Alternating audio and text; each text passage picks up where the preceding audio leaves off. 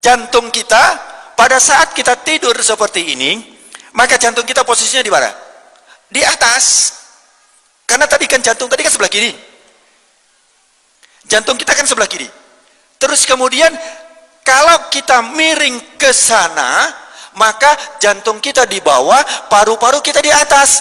Sehingga di saat memompa, di saat paru-paru memompa untuk ekspirasi dan inspirasi, itu menekan daripada jantung.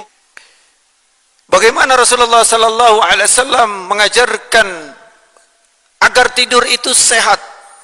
Padahal kita tahu bahwa zaman itu 15 abad yang lalu belum ada kedokteran yang secanggih seperti saat ini. Seperti pada saat ini kita bisa melihat apa yang ada di dalam tubuh kita dengan alat-alat yang cukup canggih, terus berkembang. Dengan semakin berkembangnya alat-alat ini, dengan semakin berkembangnya alat medis ini, semakin membuktikan, semakin kita kagum kepada apa yang diajarkan oleh Sayyidina Muhammad Rasulullah sallallahu alaihi wasallam. Mengapa demikian? Karena apapun yang dilakukan oleh Rasulullah sebenarnya adalah merupakan semuanya itu petunjuk dari Allah Subhanahu wa taala. Tidak ada yang dilakukan oleh Rasulullah kecuali dalam keadaan dikontrol oleh Allah Subhanahu wa taala, termasuk segala kegiatan, termasuk makan, tidur pun itu diatur oleh Rasulullah sallallahu alaihi wasallam. Setelah diteliti pada saat ini bagaimana seseorang yang tidur dengan baik, bagaimana hubungannya dengan organ-organ yang ada pada tubuh kita.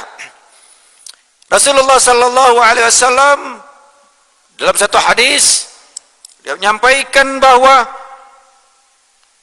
berbaringlah di atas rusuk sebelah kananmu. Apa hikmah di balik itu?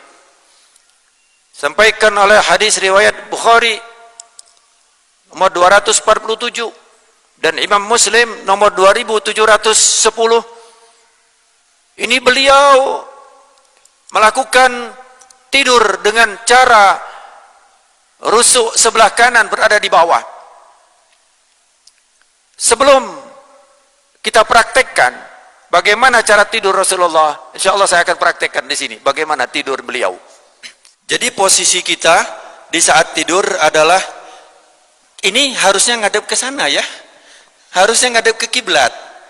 Ya, tapi karena saya harus ke sana, ya, sebenarnya ngapunten, saya terbalik dulu sebentar. Karena sananya kiblat ya, berarti harusnya begini. Harusnya ke sana, tapi untuk menjelaskan saya ngadep ke sana. Ya.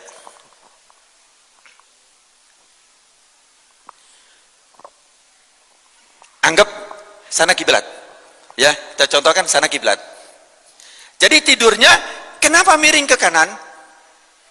Pada posisi miring ke kanan, kita perhatikan dulu paru-paru sama jantung. Kalau otak saya nggak kupas, nanti lebih rumit lagi. Untuk kenapa orang tidur itu bisa fresh, orang tidur itu bisa nikmat, orang tidur itu bisa kembali pulih, tidak capek, karena otak kiri itu bekerja lebih berat dibandingkan dengan otak kanan. Karena berpikir otak kiri itu menghitung jarak, mengukur, itu macam-macam, itu sebelah kiri. Sehingga posisi kita tidur seperti ini, saya contohkan dulu ya. Jadi kita tidur, tangan ini diletakkan di pipi, ya, tangan diletakkan di pipi di sini. Kemudian kenapa kita miring ke kanan? Nah, satu otak kita yang sebelah kiri itu berada di atas, sehingga tidak ditekan oleh otak yang sebelah kanan, sehingga dia lebih enteng nanti selama proses daripada tidur itu. Kemudian yang kedua, secara singkat, ini saya harus cepat ini ya, nggak apa-apa ya. Jantung kita pada saat kita tidur seperti ini, maka jantung kita posisinya di mana? Di atas. Karena tadi kan jantung tadi kan sebelah kiri. Jantung kita kan sebelah kiri. Terus kemudian kalau kita miring ke sana, maka jantung kita di bawah, paru-paru kita di atas.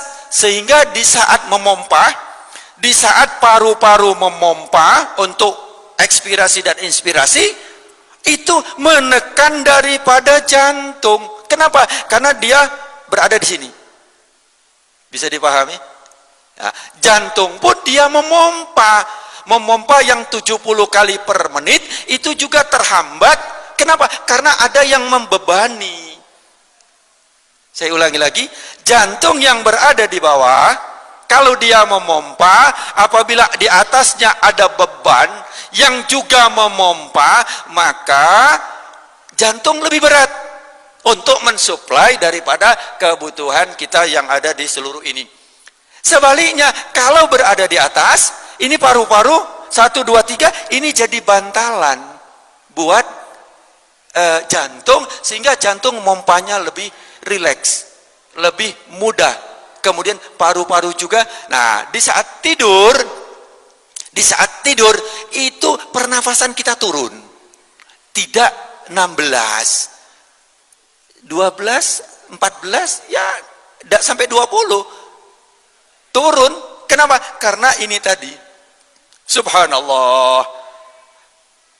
Rasulullah ajarkan seperti ini, padahal Rasulullah tidak mengenal anatomi. Tetapi kenapa? Itu sangat istimewa. Di saat kita tidur seperti itu, bahwa paru-paru itu tidak menekan daripada jantung. Yang kedua, jantung kita ini setelah memompa, kemudian di situ ada namanya aorta. Aorta pembuluh darah yang agak besar. Itu kemudian posisinya itu lebih atas dari organ yang lain. Jadi kalau posisi seperti ini, ngapunten, seperti ini posisinya, ya, maka posisi daripada aorta tadi dia naiknya sebelah sini. Aorta itu dia gini, jantung telak masuk, kemudian dia akan memompa seluruh tubuh. Nah, ini posisinya berada di atas. Kalau berada di atas, sehingga dengan gaya gravitasi cairan itu mudah disebarkan seluruh tubuh, sehingga kita mudah sekali hilang rasa capek di saat kita tidur. Dan juga pembuangan dan pembersihan daripada di saat tidur itu adalah membersihkan racun. Racun-racun itu dibersihkan di saat kita tidur. Allah subhanahu wa ta'ala membuat mekanisme itu. Kenapa kita ngantuk, kenapa kita tidur, itu adalah sebenarnya karena Allah sayang sama kita, agar tubuh kita itu tetap dalam keadaan kondisi yang betul-betul prima, betul-betul istimewa. Tidur berapa jam? Nah, ini banyak teori yang mengatakan 8 jam. Sebenarnya bukan 8 jam. Kalau bisa 6 sampai 7 jam. Sedikit saya lanjut. Rasulullah tidurnya tidak malam. Ya, jangan kira-kira jam 9 atau habis sisa sebentar. Ya, habis sisa sebentar. Beliau tidur, kemudian bangunnya bukan subuh. Bangunnya dia lebih cepat, sepertiga malam. Ini beliau bangun. Inilah yang dilakukan oleh Rasulullah sallallahu alaihi wasallam. Jadi kita sekarang digeser, maaf, banyak tayangan TV, banyak ini, itu bergeser tidurnya. Kalau enggak jam 11 tidur, akhirnya bangunnya ya azan subuh. Nah, itu. Jadi, nah, kenapa? Karena apabila sudah datangnya gelap, maka Allah berikan itu kesempatan kita untuk istirahat, untuk istirahatkan tubuh kita. Saya kembali sedikit. Jadi di saat kita seperti ini tadi, nah ini sedikit aja, kurang 2 menit. Di saat kita tidur ini, kaki kita jangan lurus. Kaki kita jangan lurus. Kenapa? Kalau lurus, otot ini akan ketarik. Jadi harus rileks, ditarik sedikit, agak ditekuk. Seperti ini kita tidur. Nah, ini agak ditekuk, jangan begini. Tidurnya jangan begini. Tetapi tidurnya sedikit dikendorkan. Kenapa? Kalau dikendorkan, otot ini akan lebih lemes, lebih rileks. Nah, kalau ini rileks, tidak kencang rileks, maka malam hari kita bangun atau sholat subuh. Coba kita lihat ya, sholat subuh itu lebih lama berdirinya, Pak. Bacaan ayatnya lebih panjang. Kenapa? Supaya nggak capek ini. Di saat kita tidur itu kaki hendaklah sedikit ditekuk. Ini kita lihat apa yang diajarkan oleh Rasulullah SAW. Kita lihat bagaimana seorang bayi yang berada dalam kandungan. Padahal Rasulullah tidak mengenal USG. USG itu sebuah alat yang sekarang mungkin sudah paham untuk melihat bagaimana kondisi baik janin. Bahkan janin yang umurnya 4 bulan, 5 bulan, itu sudah bisa diketahui ini laki apa perempuan karena sudah dipakai USG tadi. Nah, bagaimana kondisi bayi yang ada di dalam kandungan? Itu juga seperti ini, bayi bukan lurus seperti ini yang ada di bayi. Jadi kalau mau kita kembali kepada apa yang diajarkan oleh Rasulullah SAW, itu sudah Allah ajarkan di saat kita tidur di dalam kandungan ibu kita. Mudah-mudahan insya Allah yang sedikit ini sebenarnya masih cukup panjang, tetapi saya waktunya sangat-sangat singkat sekali. Sekali lagi saya mohon maaf apabila dalam kajian ini kurang sempurna. Karena apa? Masih banyak sekali saya belum menceritakan bagaimana kondisi mulut, kondisi hidung. Orang yang tidur telentang boleh saja, ya toh, tetapi biasanya di saat tidur telentang maka mulutnya terbuka, sering terbuka. Tapi kalau tidur miring mulutnya nggak terbuka. Jadi kalau kita tidur telentang begini, telentang begini, maka mulut kita terbuka, sehingga pernafasan tidak melalui hidung. Pernapasan melalui mulut. Kalau pernapasan melalui mulut, maka mulut kita akan kering, bakteri masuk. Kita harus tahu berapa jumlah bakteri yang akan masuk ke dalam hidung kita per hari. 40 miliar yang masuk partikel ke dalam hidung kita. Allah Subhanahu wa taala siapkan bulu hidung. Allah Subhanahu wa taala siapkan lendir yang ada di sini. Allah Subhanahu wa taala siapkan tonjolan-tonjolan yang ada di hidung. Allah persiapkan di dalam sini ada sebuah kipas yang untuk membersihkan, di mana kecepatan daripada kipas ini 20 kali per detik. Subhanallah.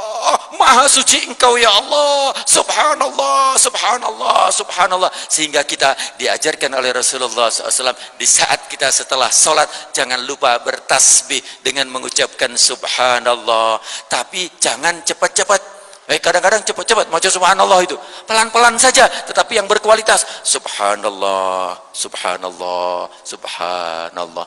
Mudah-mudahan insya Allah ini yang bisa saya sampaikan, mudah-mudahan bermanfaat buat kita semua. Amin Allahumma amin. Al-Fatihah.